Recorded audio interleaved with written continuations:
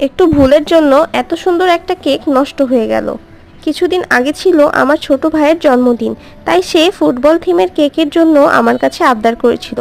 সেজন্য আমি 2 ডিমের একটি কেককে 2 স্লাইস করে প্রথমে ক্রাম কোটিং করে নিলাম, তারপর সুন্দর করে মোটামুটি কেকের ফিনিশিং করলাম। এ পর্যন্ত সব ঠিক ছিল।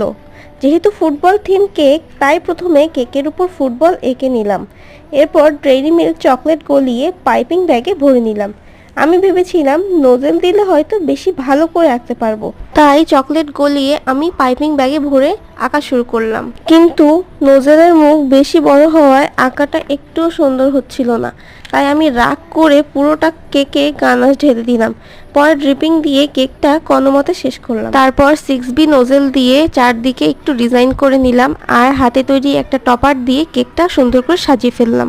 আর আমার ভাই এটা দিয়ে ওর বার্থডে সেলিব্রেট করলো। ভিডিওটা ভালো লাগলে সাবস্ক্রাইব করে পাশে থাকবে।